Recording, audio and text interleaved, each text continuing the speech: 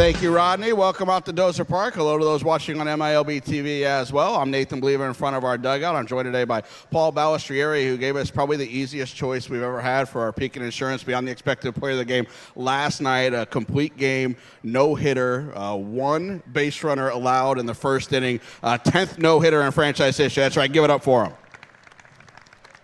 Paul Balestrieri. Great job last night. Thank you, guys. When did your phone stop blowing up?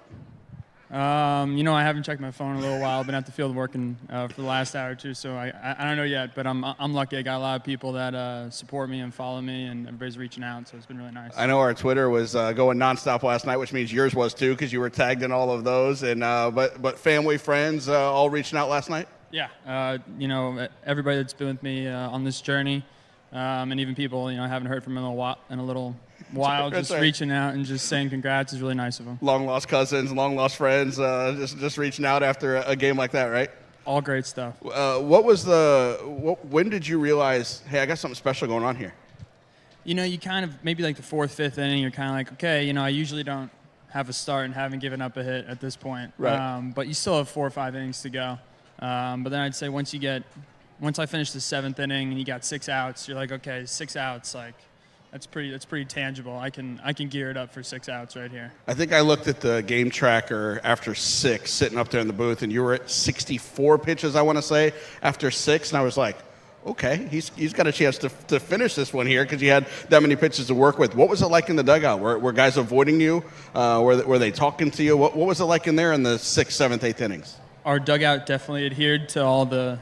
They followed all the rules. All the baseball rules. They did everything they were supposed to do. I don't think anybody really jinxed it, not that I know of at least. So yeah, they kind of just left me alone and just watched it happen. It's kind of rare at any level, but especially at this level where you've got 8,000 fans from the other team.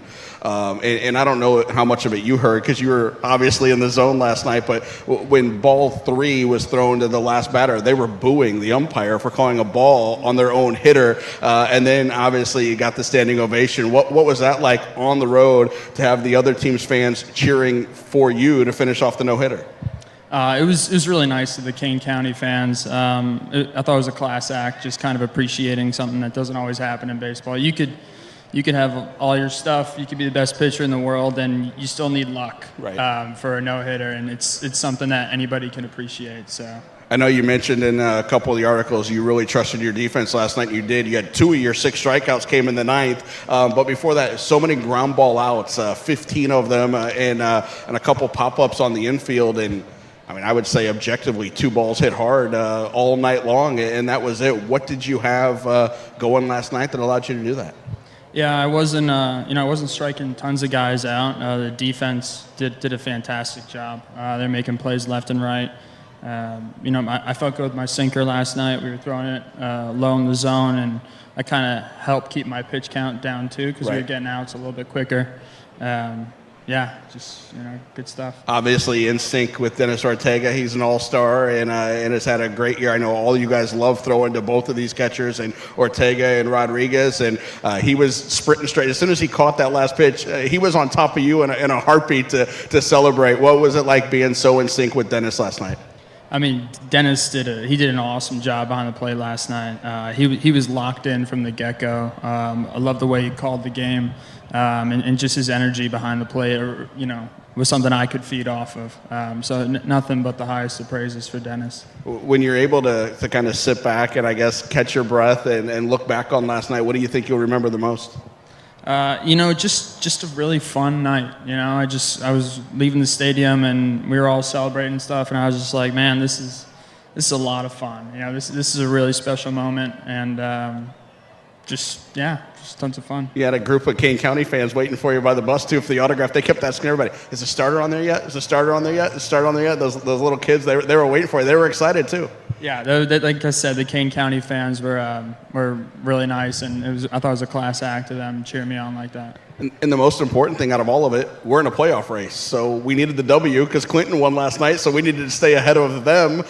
From the team perspective, we come into this 10 games to go here in the first half. You guys know where we are atop the standings, and this Quad Cities team right behind us, Clinton right behind us. What's the mindset like in the clubhouse right now as we finish this first half? We're gunning for first half playoff berth. That's why you play. You play to win. There's no other reason to play, and that's what we're here to do. Back home, so you'll get a start on this homestand. And how do you follow up yesterday? What do you do here in between to starts to kind of bottle up what you did last night? You just get into your routine, which is the reason why you have a routine. You have a routine for when things are going really well, it levels you, and when things aren't going well, you have a routine to kind of pick you back up. Well, this franchise has been going since 1983, so 36th year. There have been 10 no-hitters, and 4 times it's been done by an individual. So you put your name right there with those guys, and only the second ever to retire 25 in a row. So some pretty cool accolades for you last night, and then that's got to be something for you to be proud of. Yeah, certainly a special moment and something I'm going to remember for a really long time. Well, we'll see the last out coming up in our highlight. It's not the highlight from the last home game, so we cheated a little bit, but you can forgive us on that? I'll think about it. Okay, so coming up the second inning, you'll get the highlight instead of from the last home game. It'll be from the last game. We took the video from King County. We took our audio from our broadcast. Lindsay dubbed them together, and we got that coming up for you tonight when we get to the Paradise highlight from last night's game. So awesome, can't wait. All right, great job last night. Let's give it up to Paul Balestrieri, part of the 10th no-hitter in franchise history last night. Paul, thank you very much. Thank you. All right.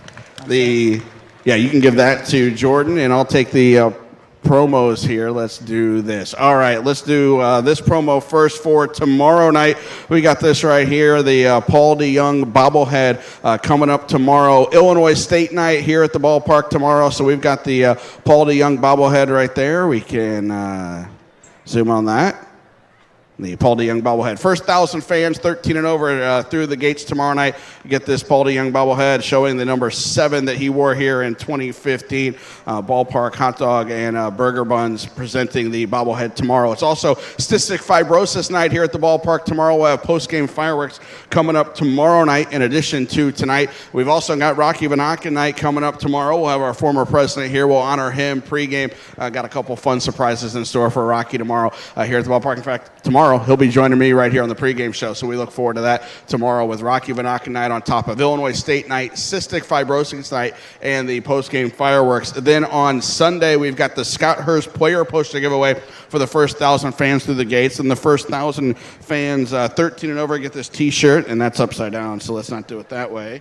So we've got this dry fit adult T-shirt for the first 1,000 fans, 13 and over, to come through the gates. So you can grab this, give it to your dad for Father's Day. Dads can grab them coming through the gates as well. First 1,000 fans, 13 and over, get these on Sunday. We'll have also our player autographs post-game. Play catch on the field pregame as well coming up for Sunday, and it's Princess Day. Cinderella and Belle will be here, so if you want to come out dressed up like a princess, we'll have a lot of fun with that. Get your pictures taken with Cinderella and Belle throughout the day on the concourse coming up on Sunday. For tonight, we've got the Fredbird is here, so we'll have some fun with Fredbird throughout the night. I know Fredbird and Homer have a dance-off or a skit competition coming up tonight, so be ready for that. We've got our great dueling pianos from Spanky Entertainment back as always. They're on top of the dugouts. They're going to entertain you throughout the night. We've got post-game fireworks coming up, and that means, of course, that we've got a pitch in for charity, raising money tonight for the Canton Friendship Festival pageant. So get up and buy tennis balls by the Pete Vanaken statue, a chance to win prizes from Maui Gym, a 60-inch TV, Dick's, Hucks, Spirit of Peoria, East Peoria Motors. You can win prizes from all of those in the pitch in for charity coming up later tonight. And then we get to Monday, a noon game to finish up against this Quad City squad. And as Paul and I were talking about, it's a playoff race right now. Chiefs are on top of the standings, a half game on top of Clinton. They'll make up a game on Sunday with the doubleheader against King County. We're 2 up on this Quad Cities team after winning last night in King County. We're back to 3 up on top of King County. Top 2 out of those will make the playoffs in September no matter what happens in the second half of the year. The first half ends a week from Sunday on Father's Day. So 10 games left, 7 of them here at home, and a great chance for the Chiefs to get a first half playoff bid. So sit back, relax, cheer them on. We thank you for spending your Friday night with us here at Dozer Park.